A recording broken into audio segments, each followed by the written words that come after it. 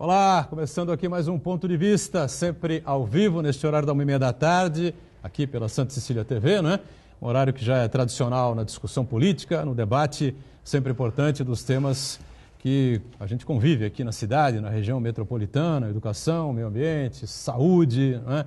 A segurança pública, o transporte e outros aí que talvez tenhamos que conviver, não é? Porque o advogado-geral da União quer porque quer que as universidades públicas e provavelmente depois as que não são públicas, são privadas, abram as suas portas para que a polícia possa ter livre acesso, né? Que lindo, né? Um professor universitário está dando aula, de repente entra um policial civil lá, ou um policial federal, para acompanhar e ver aquilo que ele está dizendo. Ele tem orelha, focinho, pata, corpo, rabo e cheiro de ditadura militar, né? Ou algum tipo de ditadura, que evidentemente se não tiver o Exército ou Marinha Aeronáutica apoiando, jamais se consolidará, né?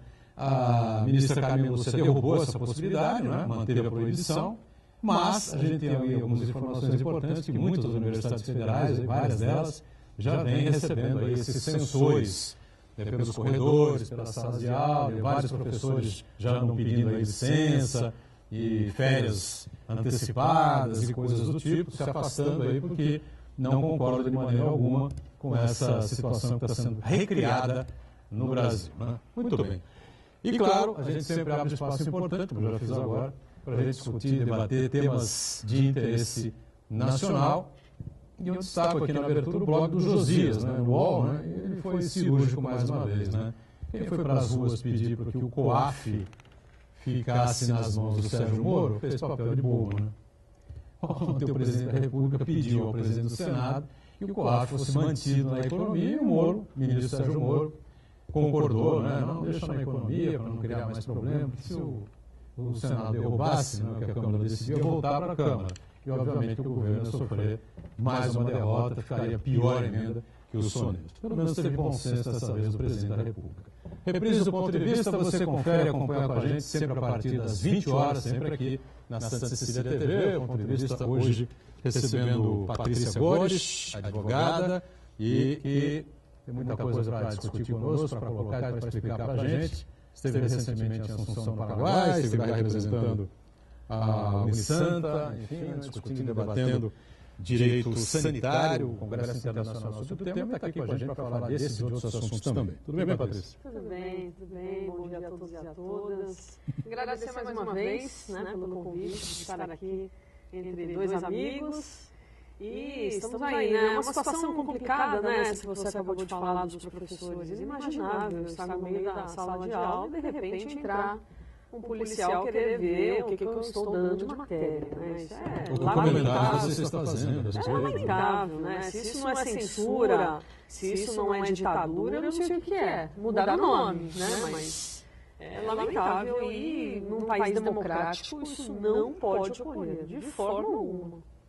Assino embaixo, como já disse na abertura. Ronaldo Serápicos, também advogado, figura sempre antenado com as coisas da cidade do país. Está mais uma vez aqui conosco para colaborar e participar com a gente. Tudo bem, Ronaldo? Tudo bom, é sempre ótimo estar aqui com você, os seus convidados, a Patrícia, o Aldo, e também com o telespectador da TV Santa Cecília. Aldo Neto, lá na ponta, acompanhando a gente aqui mais uma vez, colaborando conosco, participando de mais esta edição do Ponto de Vista. Tudo certo por aí, Aldo? Tudo certo, obrigado. Boa tarde para a Patrícia, para o Ronaldo, para o nosso amigo da produção, para o nosso público telespectador. Boa noite para quem vê na reprise. Essa situação aí que você e a Patrícia colocaram também é a nova sociedade que a gente vive, né? Ninguém mais tem respeito. Eu não sou tão velho assim, mas na minha época o professor era uma autoridade. Era uma autoridade, que ele falava não caberia nem a aluno contestar. Imagina um policial passando, um pai, nem pai contestava. Pai ia lá, em reunião de pais, olha lá. Como nossas instituições são todas caídas aos pedaços, e é fruto da falta de educação que a gente põe à juventude brasileira, o que falta é a educação. Falta não, né? Então, eles acham que sabem tudo e mais do que todo mundo. E esse é o problema dessa geração que está crescendo, está se tornando adulta, e acha isso normal. Como é que é normal um cara entrar para debater com o professor o que ele está falando, sem ter nem conhecimento técnico? Imagina um policial entrar numa faculdade de jornalismo, que está lá o professor dando um curso, não tem nem preparo para debater nada, para entender o que o cara está falando. Então, eu acho que o nosso governo, mais uma vez, erra. E erra porque ele sai, inventam as coisas e sai divulgando. Não tem estratégia de divulgação. E por que não tem? Porque o nosso presidente acha que a imprensa é inimiga. E nem o porta-voz dele é um militar.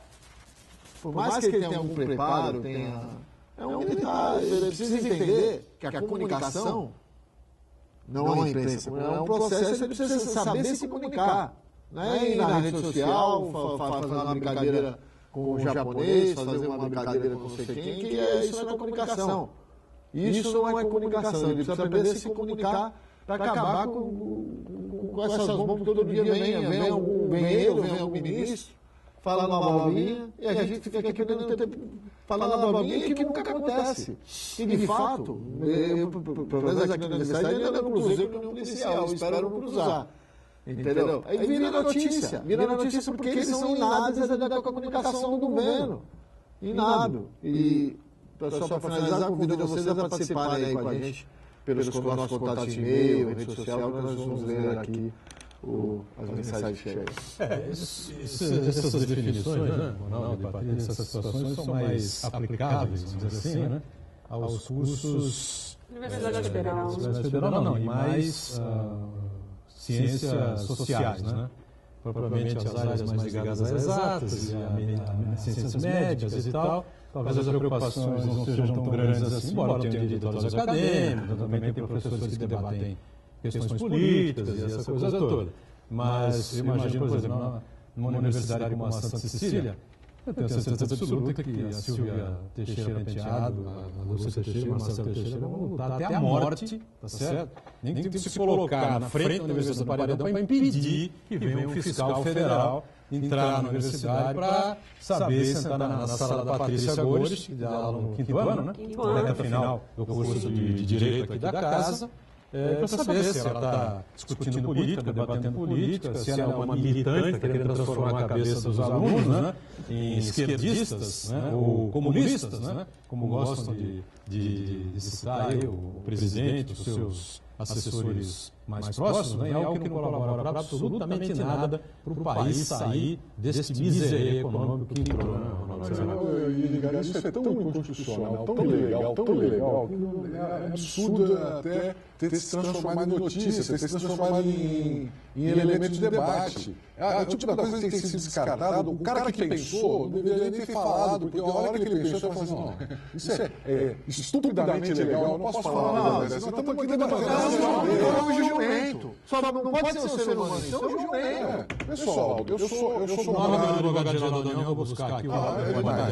sou contrário à exploração ideológica das universidades. Acho que a doutrinação ideológica está errada, nós devemos combater isso. Qualquer uma delas. Nós temos que combater isso, em primeiro lugar, de forma legal. Segundo lugar, preservando a pluralidade de opiniões e ideias que é o cerne do pensamento universitário. É um absurdo você imaginar que uma pessoa de 17 anos, tem idade mínima que você entra na universidade, 17 para 18, 17 anos vai chegar aqui sem opinião formada. Eles estão trabalhando um papel em branco. Ninguém é um papel em branco. Ele pode vir aqui ouvir o professor defender. Eu tive professor de esquerda, de direita, e eu tenho a minha opinião. Eu ouvi os dois, debatia, mas eu tenho cada um. Olha, na história, nós só tivemos precedentes desse tipo de coisa. O que eles estão propondo é uma polícia ideológica, é a polícia política. A polícia política, os dois precedentes que nós tivemos na história da humanidade, é a polícia política comunista soviética, que não era nem a KGB, não me recordo agora o órgão, era uma coisa tipo FSB, que era a polícia política russa. Soviética, na verdade, comunista. E nós tivemos também na Alemanha nazista, a Gestapo, que também era a polícia política, ou seja, um regime de ultra-direita e um regime de ultra-esquerda. Ou seja, ilegalidade não tem ideologia. Você pode cometer ilegalidade em qualquer lugar, combatendo o comunismo, combatendo o capitalismo, combatendo o populista. Então, não é essa a discussão. A discussão é que você não pode ultrapassar o limite da legalidade num país democrático e a gente aqui trabalha, vive para manter a democracia do nosso país. Né? Tivemos CCC aqui, não? Existe um fenômeno, mas infelizmente... Mackenzie, por exemplo, que é uma escola muito renomada em São Paulo, era uma das que incentivava esse comando de caça comunista. Né? Foi a Guerra Fria, era o contrário. Havia um conflito bipolar mundial, então todo mundo tinha que tomar lado. Os americanos também fizeram uma caça às bruxas lá, que se arrependem até hoje, pedem desculpas e tal, mas enfim. O fato é que nós vivemos um momento que mostra a genialidade do George Orwell, que escreveu em 1984, e que ele já imaginava o seguinte: no futuro não vai haver privacidade nenhuma, ou seja, as pessoas vão estar o tempo todo monitoradas e vai haver um patrulhamento sobre o que essas pessoas pensam. E hoje nós estamos vivendo a realidade que foi descrita em 1984. Porque hoje nós temos a nossa privacidade entregue de bandeja, nós oferecemos ela aos grandes grupos tecnológicos do planeta, Google, Microsoft, Apple, etc., e estamos começando a discutir a possibilidade do governo utilizar essas armas e outras mais truculentas, como é o caso de invasão de sala de aula, para fazer o patrulhamento ideológico que nós estamos pensando. Então, era um risco que estava anunciado, que foi debatido durante anos e que nós hoje acabamos aceitando. Nós entregamos a nossa privacidade de bandeja, um assunto muito mal discutido até hoje, rede social, as pessoas fazem questão de expor lá detalhes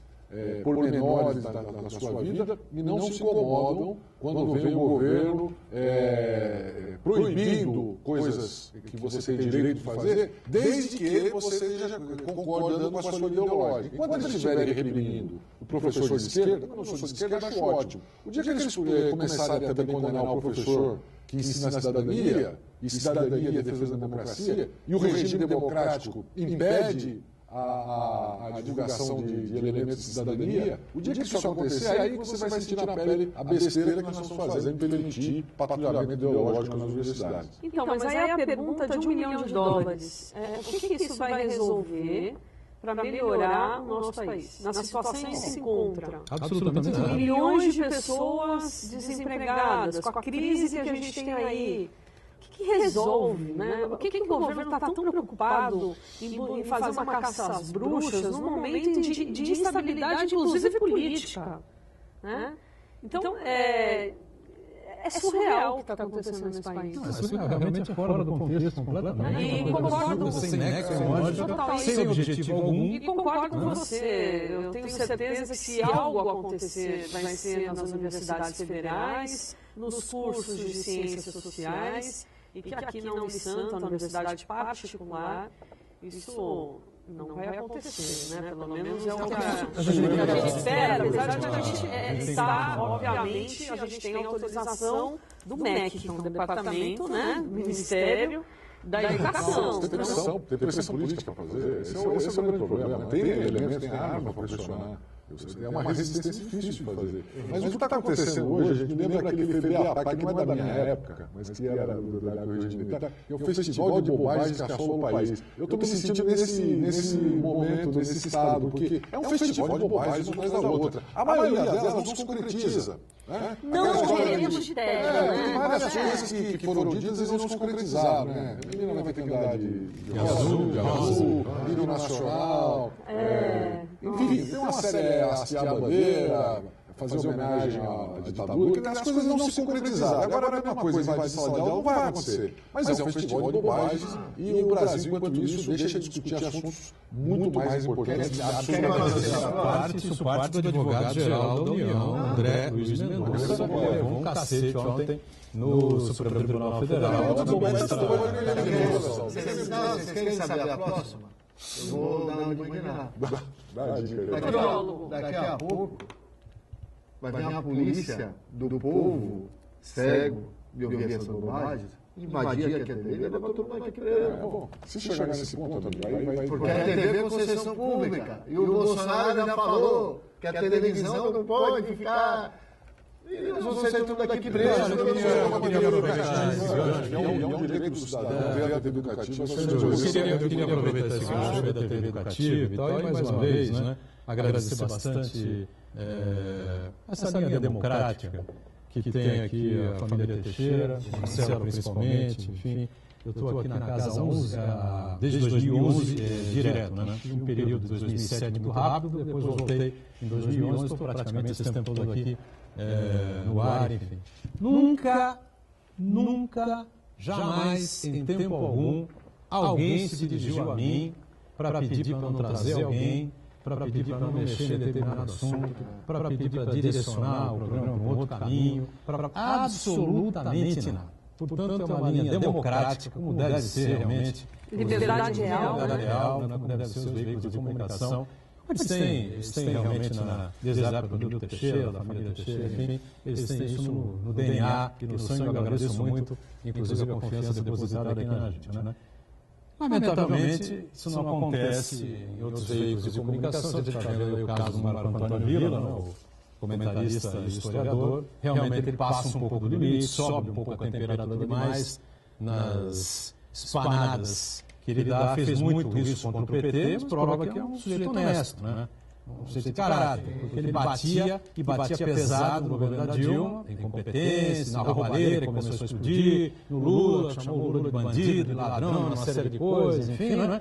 Agora chama de presidiário e tudo mais. Faz também severas críticas pesadas, contundentes a este governo que aí está, justamente por isso que a Patrícia colocou aqui. Desde o começo, desde a vitória do Bolsonaro, não se vê um ato do governo em direção a alguma coisa que possa melhorar a vida do cidadão, tirar o Brasil dessa situação caótica que estamos vivendo. Só se fala que tem que aprovar a reforma da Previdência como se o Brasil fosse um país apartado do resto do mundo, né? Um país de Marte, né? E que não se vai discutir, não se vai debater, o pessoal não vai para a rua, quebrar tudo, quando se fala de Previdência, assim, em qualquer lugar do mundo, isso acontece. Afinal, a Previdência, quando você mexe em Previdência, você mexe com a vida, com o futuro, praticamente todo mundo, não é assim? Então, eu queria mais uma vez fazer esse alerta. Quem vem aqui, senta aqui nas nossas bancadas, às vezes não sabe nem qual é a pauta, nem qual é o assunto que vai rolar, e a coisa acontece, a gente começa a conversar, às vezes eu fujo, deixo a pauta de lado, porque o assunto corre bem melhor por outros caminhos, por outros lados, enfim. E é assim que a gente lida. Claro que os assuntos do município, às vezes da região, ficam um pouco fora do contexto, porque os municípios estão arrasados, né? Arrasados financeiramente. Você conversa com os prefeitos, conversa com secretários de finanças, você conversa aí com gente ligada ao Estado, enfim, o Estado de costas, né? O governador agora vai bater 6 meses e não aparece aqui. Esse foi interessante você levantar esse assunto, porque nas manifestações aí de apoio às reformas, que basicamente ficou provado que as manifestações foram muito mais de apoio às reformas do que até dos personagens e de repúdio por exemplo, a STF, instituições, etc. Então, as pesquisas mostram que as pessoas saíram na rua porque queriam apoiar as reformas. O que é muito interessante, porque a reforma da Previdência é uma reforma polêmica e vai mexer no bolso de muita gente. Você vê uma manifestação popular de apoio a isso, mostra que o brasileiro está começando a pensar em cidadania, pensar em todos, né? Não só no seu.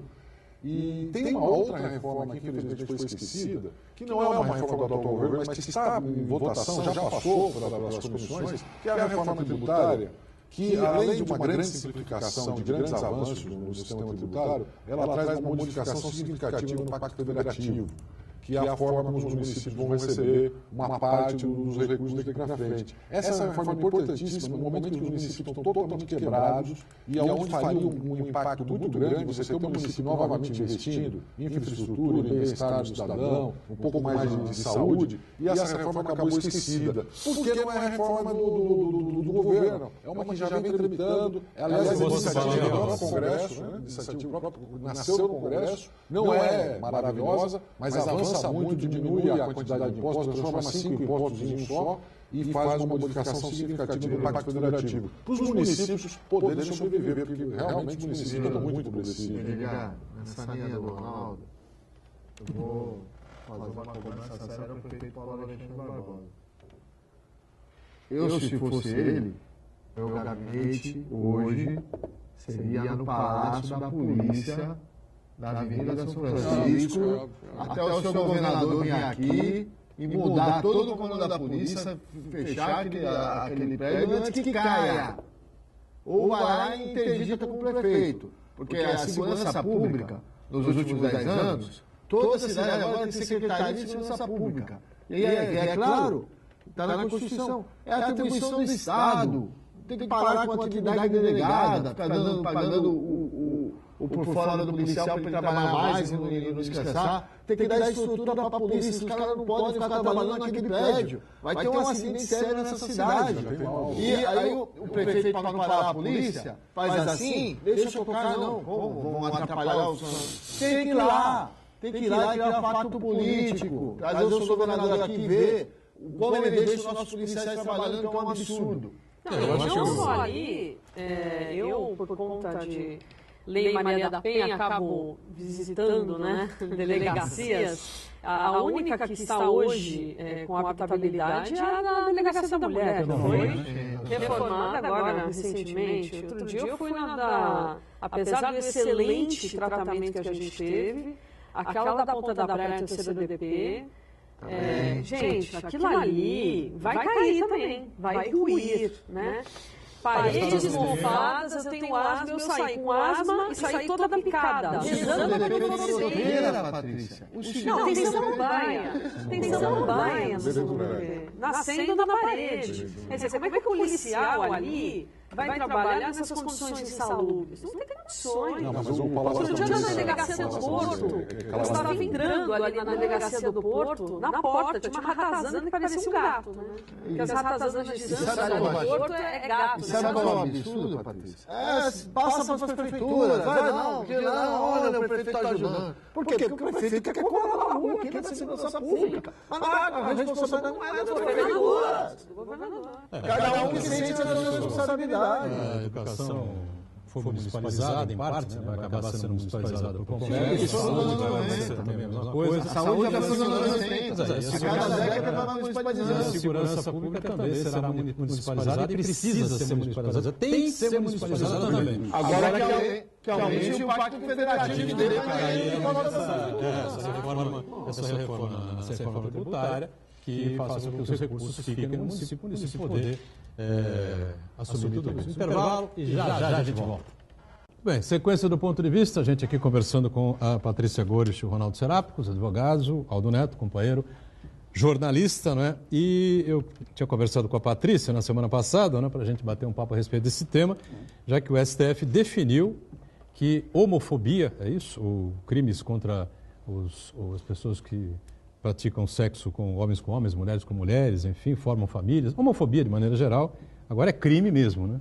É o ato do ódio, né? O ato do ódio contra essas pessoas, né? Porque existe um crime, todos os crimes já estão no Código Penal, né? Sim, a injúria é crime, só que esse tipo de agressão contra as pessoas LGBTI em geral, eles têm um quê a mais, né? Eles têm o ódio. E por conta disso, ele tem que ser, por óbvio, separado e colocado uma pena mais rigorosa. Assim como foi feito, por exemplo, com relação ao racismo, né? Que na minha época de criança era muito comum ver os trapalhões eles tirando sarro de negro, né? Não cabe mais à nossa sociedade esse tipo de atitude, né? Não cabe mais discriminar ninguém, quem quer que seja, né? Mas é importante também dizer que a homofobia, nem tudo contra os homossexuais é homofobia, né? Então, tem que ter um equilíbrio com relação a isso. Um homossexual ladrão tem que ir preso. É um ladrão. E tem que ir preso, é óbvio, claro, né? Claro que também eu não posso obrigar o padre a aceitar homossexuais. Claro que não, é a doutrina da igreja. O que a homofobia, né, a proibição da homofobia, ela garante às pessoas? Dignidade e proteção. Porque a gente teve alguns casos, de alguns, não pode generalizar de forma alguma, de alguns pastores que eles incentivavam o ataque. Aí sim, a incitação ao ódio, que é um crime, por óbvio também, mas ele tem que ser agravado para que essas pessoas sintam que não é mais era de brincadeira. E um posicionamento que eu fiz até na Folha de São Paulo na quinta-feira é que eu, enquanto mulher heterossexual, não perco direito com isso, né? Então, muitas pessoas acabam falando, mas e agora? Como é que vai ser? Não, eu, enquanto mulher hétero, não tenho perda nenhuma de direitos, né? Muito pelo contrário, a gente ganha em segurança, ganha em respeito, até porque teve um caso que foi bastante emblemático, um pai andando com um filho no parque, e ele foi confundido com um casal gay, né? E esse pai teve parte da orelha arrancada. Então, pois é. Absurdo, né? Então, que sociedade é essa que a gente vê, né, um pai e um filho, hoje em dia, a criançada, né, cresce pra caramba, e foi confundido com um casal gay. Então, assim, eu quero andar na rua com meu filho, se eu tivesse filha, abraçada sem ter medo, né? Então, garante segurança pra gente. E também é importante dizer que 10% das vítimas de homofobia são pessoas heterossexuais, né, que foram confundidas e por isso acabaram sendo agredidas, mortas. Teve outro caso de 2 irmãos também, que o irmão tinha acabado de encontrar com o outro. Esse irmão estava há anos nos Estados Unidos, veio fazer uma surpresa para o irmão e eles saíram da discoteca abraçados.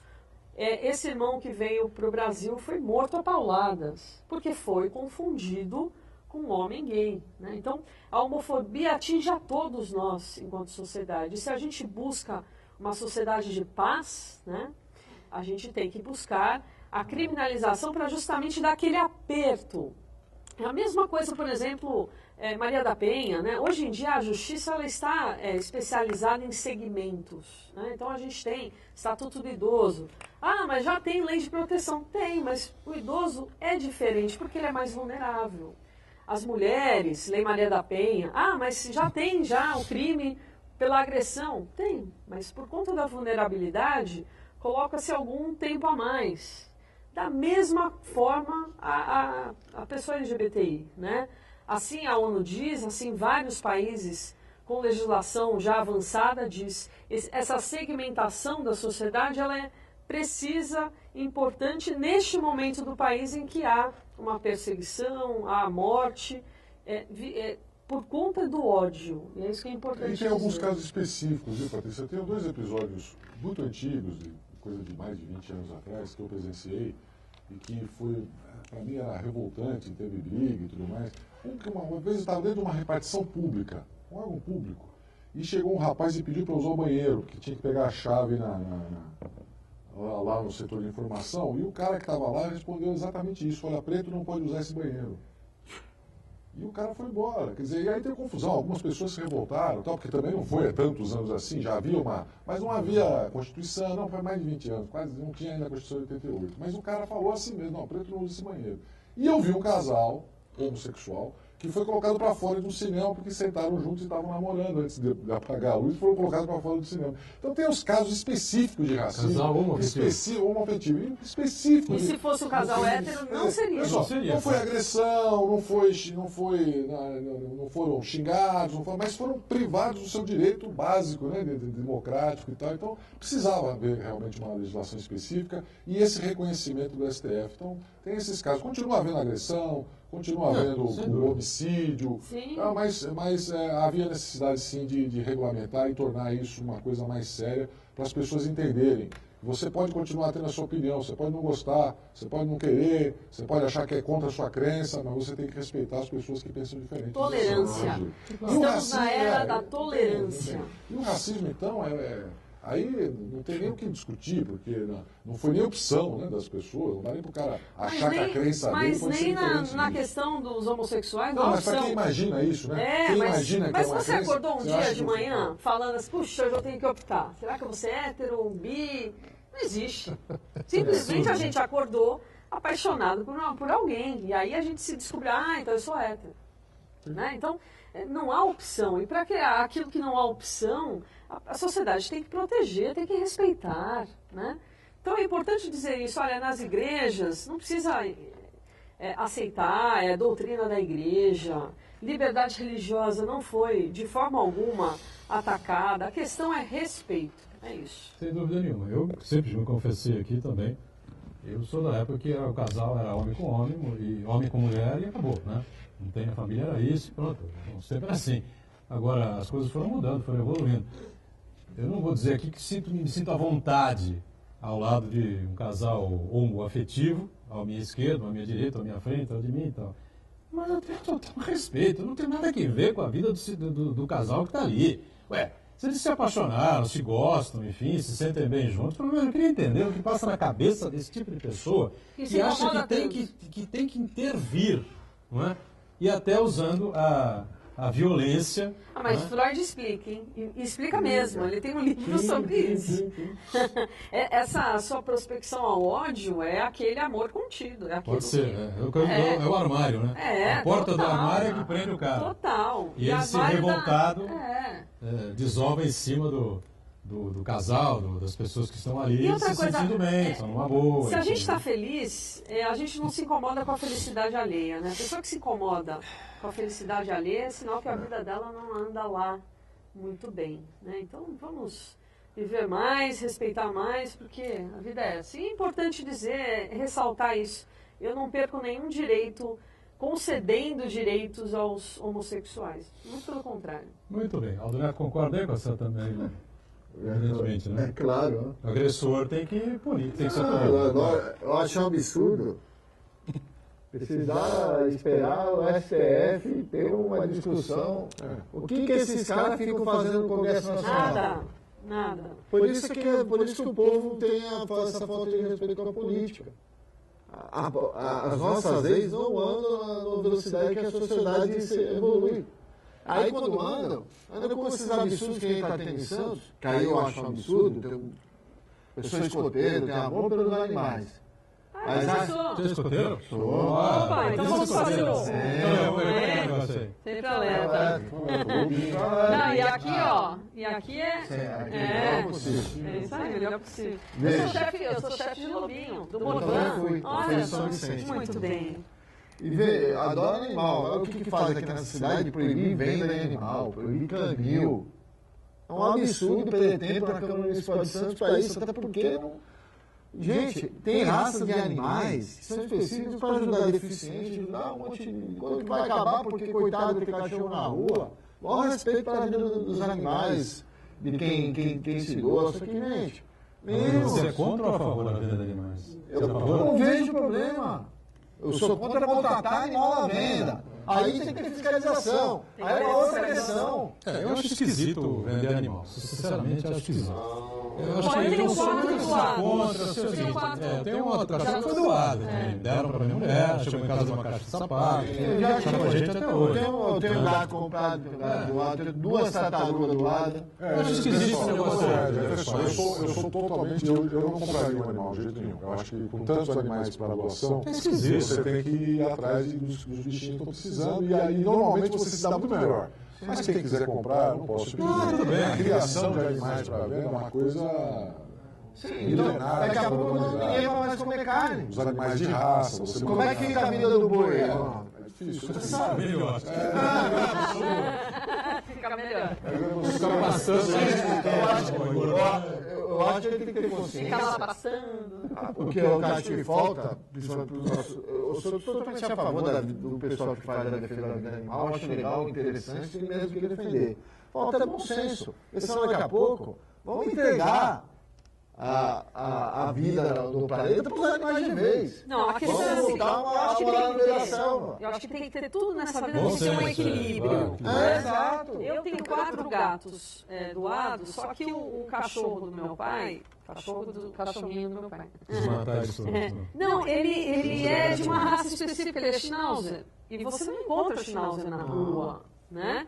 Então, na época, a gente comprou de um criador, mas é um criador que ele é certificado, a gente vai até as baias, né? A questão toda é a seguinte, se aquilo sacrifica de alguma forma, causa sofrimento ao animal.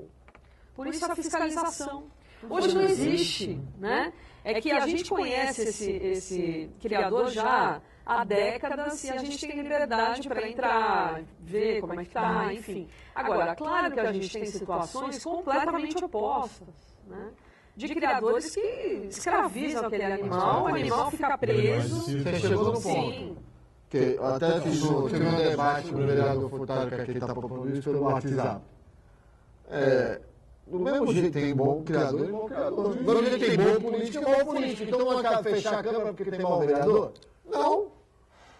Que precisa ter bom senso, só isso. Só para completar esse assunto da legislação, que nós entramos para falar de legislação. O que interessa ao legislador é sair rapidinho, viu, Aldo? Porque agora a isenção de multas da última campanha já foi aprovado. Então, quando interessa, aumento de salário, separação, rapidinho. Manter a previdência dos deputados, já está mantida. O Marcos César Brito, né, participa bastante com a gente aqui, Mandou uma mensagem aqui, tive muita gente reclamando, e o governador João Dória, que até agora não apareceu na Baixada, não só não aparecer, né? Se ele aparecesse aqui, não prejudicasse a região, a gente ficava tranquilo. Cortasse os convênios que foram assinados, essa coisa toda, né? A gente ficava tranquilo. Mas aqui dizer que a Baixada teve a oportunidade de votar no Márcio França, que é um governador, era governador, era de São Vicente, é daqui da região, né? Na verdade, em termos de região metropolitana, o Márcio tinha uma ligação umbilical aqui com São Vicente, com Santos, com Badão, com Bragança. Mas o Márcio perdeu, agora a gente é obrigado a cobrar do governador. É errado o Marcos pensar desse jeito, qualquer cidadão. O cara é eleito para ser governador do estado de São Paulo, não é para ser governador da cidade que ele nasceu, ou a região que ele tem ligação. O Márcio, se fosse governador, ele teria que olhar para todas as regiões, não só para cá. Então, o que falta é bom senso, o que falta é sentar a responsabilidade para qual ele foi eleito. É isso que está falando. E outra coisa também que é importante a gente lembrar, né? O Márcio França, ele foi vice, né? Sim. Então, foi vice. Também deixou muito a desejar. Eu acho que isso foi um reflexo, porque as pessoas... Eu ouvi isso de muita gente.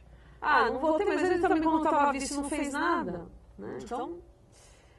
a conta vem, né? E é uma pena que a... Eu votei no Márcio França, mas o meu governador é o Dória. Não, é isso. Ele é governador. É o que tem na agenda, né? Claro. É o que tem na Porque agenda. apoio o governo. O que ele fizer certo, eu apoio, vou falar bem. E o que ele fizer errado, eu vou falar mal. Então, para mim, é o meu governador hoje. Até pelo contrário. Agora, por enquanto, para a Baixada, ele está devendo. A gente tem uma obrigação de cobrar aqui usando os canais corretos. A verdade é nítida, né? É humanamente impossível que um cidadão que chega ao Palácio dos Bandeirantes, o governo do Estado de São Paulo, não tenha um brilhozinho a mais, né, direcionado à cidade onde nasceu, à região onde ele foi criado, essa coisa toda. O Márcio criou o projeto aí da ponte ligando a Via Anchieta com a Domênico Rangoni. A Ecovias topou, desde que haja prorrogação do contrato, agora diz que achou bonito o projeto, até agora não houve uma palha para que isso seja resolvido. Ontem a Assembleia Legislativa, uma comissão na área de saúde, recebeu lá o secretário de Saúde do Estado, que aliás é um homem extremamente, como posso dizer, preparado. Né? Ele é um homem, ele vem do Albert Einstein, né? Foi diretor do Einstein, tem mestrado, tem doutorado, é um cara diferenciado, sem dúvida alguma. E o Caio França participando aí dessa audiência pública, aquilo que nós discutimos aqui, né? Os serviços voltados para a área de endoscopia, para essa área de aparelho digestivo, em 3 regiões do estado, Bauru, Presidente Prudente e a terceira região, é o Corpo da Saúde, né? 60 mil atendimentos para um lado, 65 mil para o outro, 50 e tantos mil para outro, enfim, 900 e pouco, menos de 1.000 atendimentos programados aqui para... Não é para Santos, é para a região metropolitana. O polo metropolitano da Baixada Santista, que é um dos mais importantes do estado de São Paulo. Foi ridículo, realmente. Quer dizer o quê? A Baixada não existe. Pô, é uma coisa insana, é uma vergonha uma coisa dessas, né? Que o secretário de Estado aceite e permita que isso seja colocado em prática. Pô. E ele está levando para o lado pessoal, né? Briguinha, né? É típico do menino. Eu já cobrei isso também, a campanha ainda não acabou para esse pessoal. Então, mas nem para o Dória e nem para o Bolsonaro. Né? Eles estão ainda em plena campanha. Ah, agora vamos para a rua fazer um ato a favor. Gente, vamos... Vamos, não vamos, não sei, não ministro não vai. Não, vai para briga com a STF, vai de briga. O intervalo a gente volta já. Muito bem, sequência do ponto de vista, de volta aqui, eu queria que a Patrícia Gorist, então, explicasse aqui para a gente, né? Ela participou, mais uma vez, representando o curso de Direito da Unisanta, de um evento importante, né? Um congresso internacional lá em Assunção, no Paraguai. Aliás, a Patrícia aproveitou, né? Espertamente, visitou a sede da Comebol, não conseguiu nem contar o número de títulos conquistados pelo Santos Futebol Clube na história, né? da América do Sul, né? Vou tentar aqui rapidamente. 3 Libertadores, tá certo? Uma Comebol, que hoje equivale à Sul-Americana, 3 vezes a Recopa, né? Uma Copa dos Campeões, quer dizer, assim de cabeça, 8 conquistas, né? Estão lá na Comebol, tá certo? O São Paulo Futebol Clube, que é o clube da Patrícia, Sim. também respeito, também deve ter seus 5, pelo menos uns 5 títulos, enfim. Outros por aí se viram com umzinho, olha lá, né? Mas diga, Patrícia, você foi na Universidade do Paraguai, é isso? Sim, sim.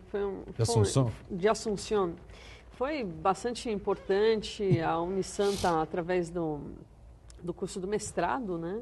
A gente foi convidado a falar lá sobre direito à saúde, eu falei sobre refugiados, e esse panorama no Brasil com relação ao acesso à saúde dessas pessoas.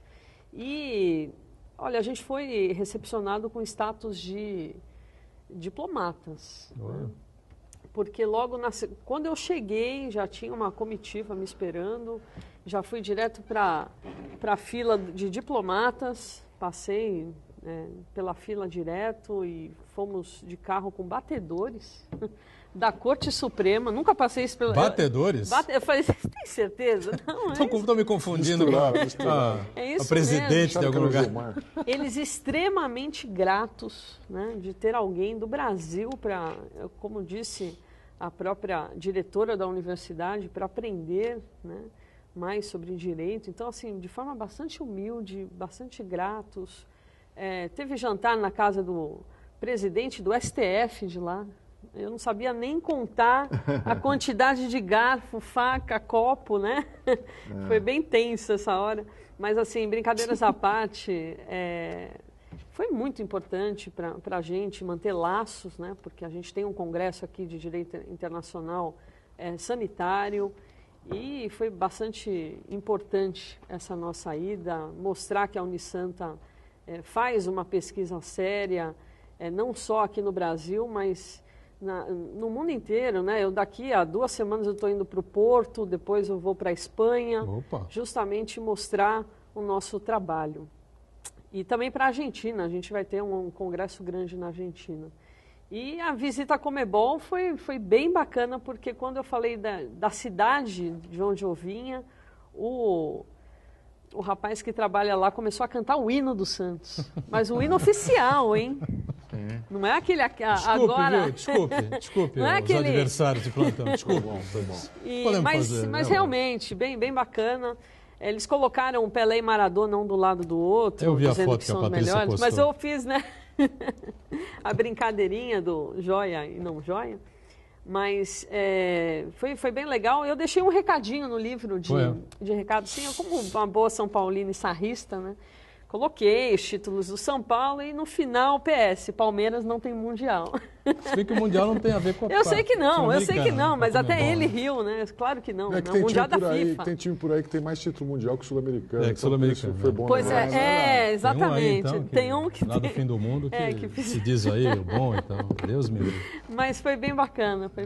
E essa semana a gente recebeu... São investimentos importantes, é preciso valorizar, né, o Ronaldo, que se faz aqui na cidade, porque muita gente acha que a cidade não tem nada, que a cidade, aí não sei o quê. A cidade tem uma grande dificuldade hoje, né, em recuperar os postos de trabalho perdidos, né, pelos problemas que a gente hoje tem de informatização, enfim, na área portuária, do polo de Cubatão, empregos perdidos, né, postos de trabalho perdidos, toda essa coisa.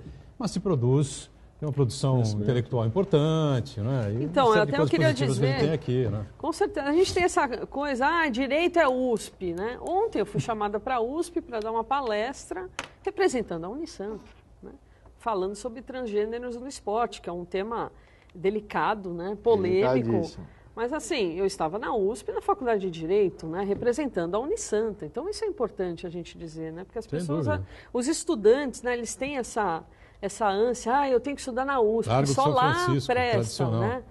Mas não, né? Existe produção acadêmica.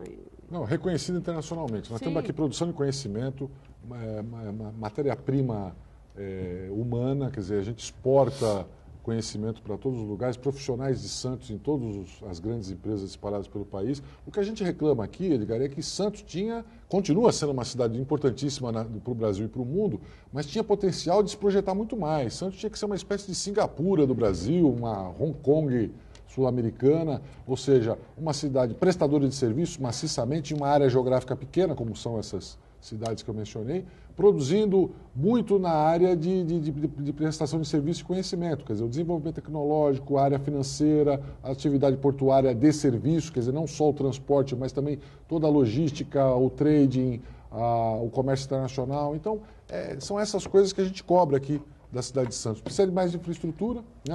Com uma área geográfica pequena, nós precisamos de investimento pesado em infraestrutura, claro. Facilidade de acesso, entrada, saída. Pontes, Agora túneis, que nós estamos construindo a entrada da viadutos, cidade, dá uma olhada.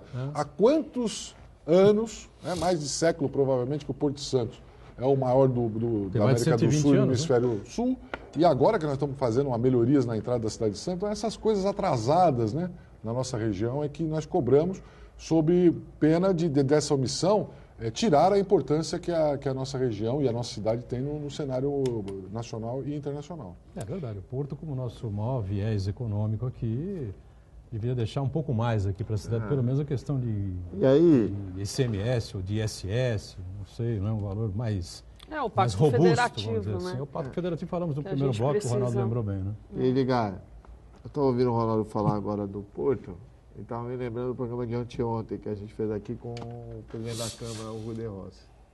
Ele falou um negócio que ele tem muita razão. A culpa da nossa região estar abandonada, principalmente contra a União, é nossa. É de você que está assistindo. Porque na hora de votar para deputado, escolhe deputados que não têm compromisso com a sim. região. É isso aí. A gente tem mais de 3 milhões de votos aqui, se a gente for contabilizar. O Aldo não está querendo dizer que os deputados que a gente elegeu da região Não é têm isso. compromisso. Não, São não. aqueles que Exato, não que é moram muito aqui, pouco não vivem aqui. pela quantidade de votos que tem aqui. Mas aqui os caras votam na Joyce Haussmann, que não deve nem saber chegar na Praça da Independência. Sabe? Ou a gente toma consciência que se a nossa região só vai se desenvolver com as pessoas daqui, ou não abraça que isso aqui daqui a pouco vai virar favela. Porque nós não temos representação nenhuma. A gente tem que ficar lá com... Eu estava vendo ontem, hoje está indo no Jornal da Tribuna, manchete do Jornal da Tribuna, manchete do Jornal da Tribuna, uma festa porque o nosso deputado federal, Geno Bozella, conseguiu levar o nosso secretário de saúde lá e conseguiram talvez uma promessa de um dinheirinho a mais para a saúde da região. Gente... teve uma É melhor fazer a Secretaria de Saúde em Brasília, Teve se uma precisa disso toda uma hora. caravana da saúde lá, lembra? Há um ano atrás. uma coisa assim. Já teve tantas. Pô. não teve Já o Michel Temer, vice-presidente, abraçou toda. Não, vamos resolver tudo da Baixada. E nada acontece. Por quê? Porque a gente não tem deputado. O deputado que a gente tem são muitos poucos. A gente precisa eleger gente daqui, gente comprometida com aqui. Não elege Mas de também, fora. viu, Aldo? Mais de 4 é meio difícil, viu? Pela proporção de eleitores, Dá, de votos. dá, porque o nosso deputado pode ser federal, uma. Geno Bozella, ele se elegeu para São José dos Campos. Ele teve a maior quase 10 mil votação votos em São dele, José. Você tá Ele falando teve de quatro 7 mil na federais. cidade dele em São 4 Vicente. federais. Quatro federais. Seria o máximo. Foi o máximo que nós conseguimos. 4 federais. Nunca tivemos Dá mais pra que ter. isso. E 7 estaduais. E dá em para 2 ter. legislaturas. É só votar nos O governo do candidatos Serra, daqui.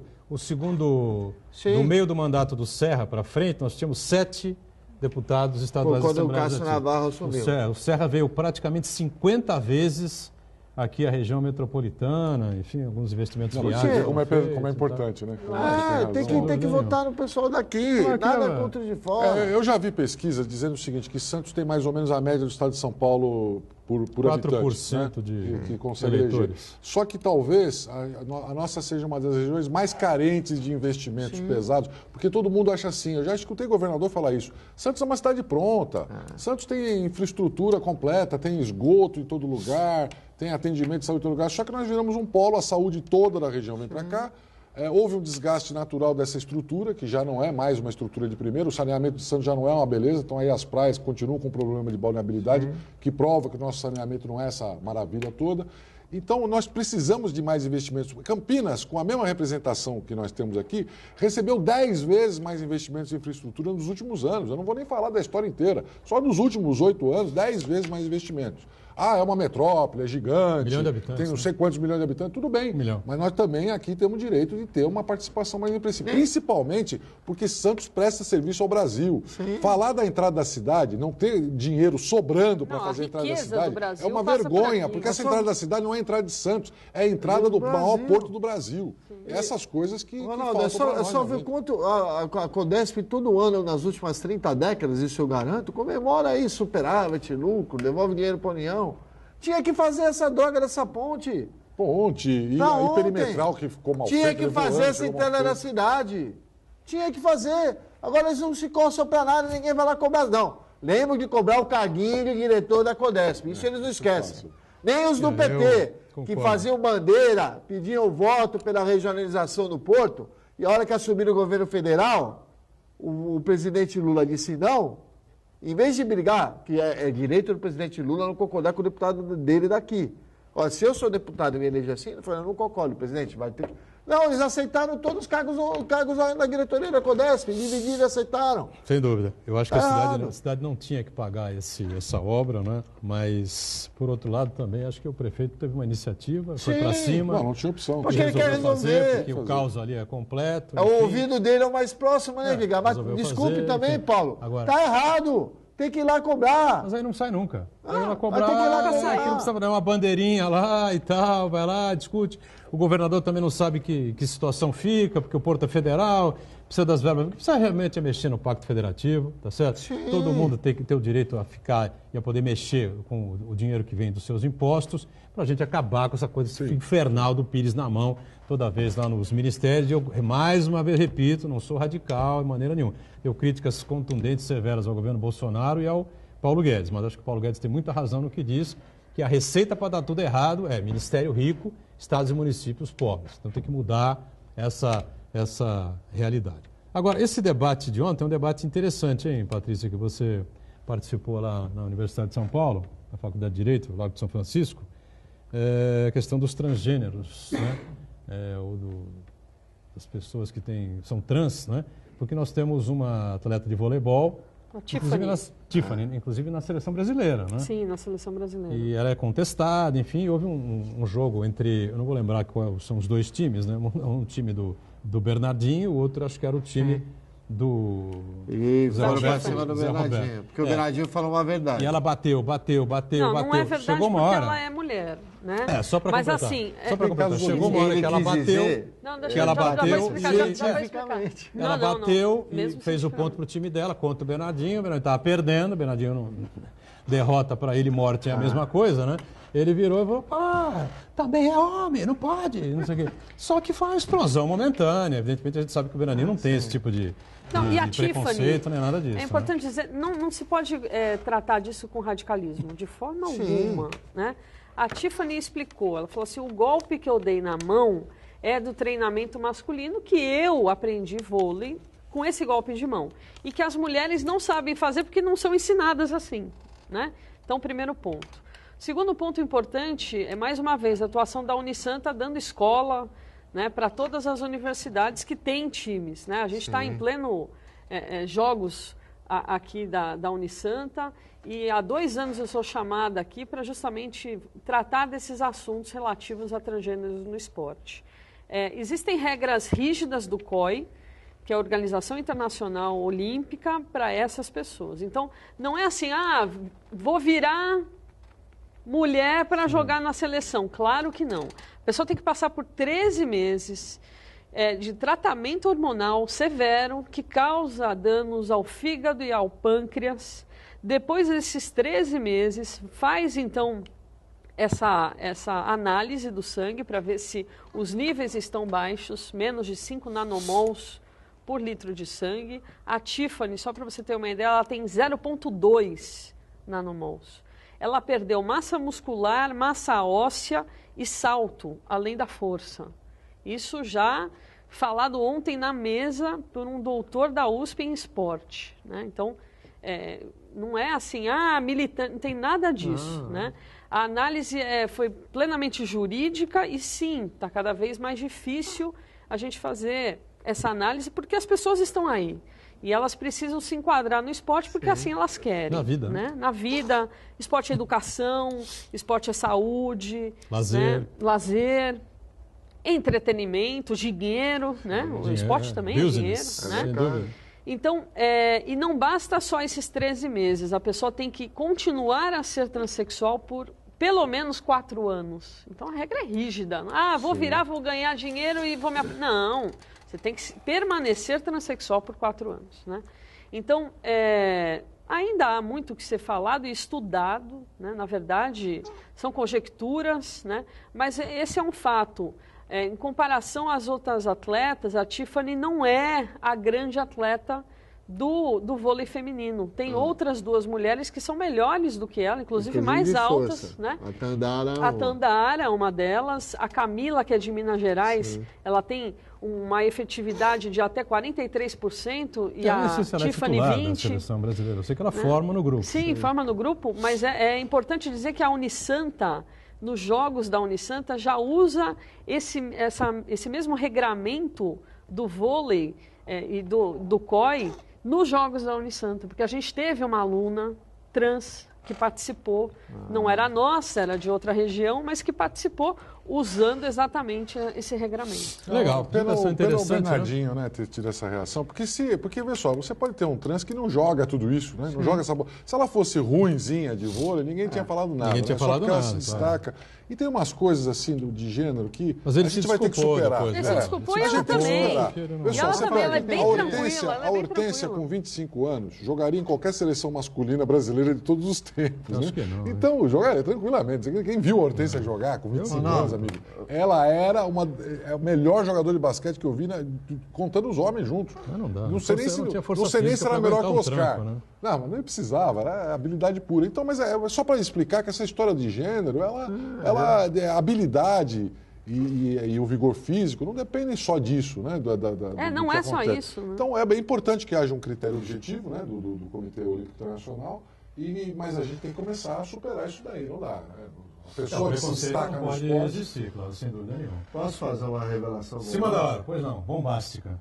Só para ilustrar aí o que o Ronaldo falou do Hortência, que é dar um fato. Em 2009, quando o Santos contratou a Mata, o Vanderlei Luxemburgo... Botaram lá no time. Não, mandou estudar regularmente, tinha algum impedimento que ele queria escalar num jogo do masculino. Vamos fechando o ponto de vista. Obrigado aqui ao nosso Ronaldo Serápico, sempre participação importante, como a Patrícia Gorist, não é? O Aldo colaborando com a gente. Segunda a sexta, 1h30 da tarde, sempre juntos aqui com o ponto de vista na Santa Cecília TV. E a reprise às 8 da noite. Valeu, obrigado, gente. Tchau.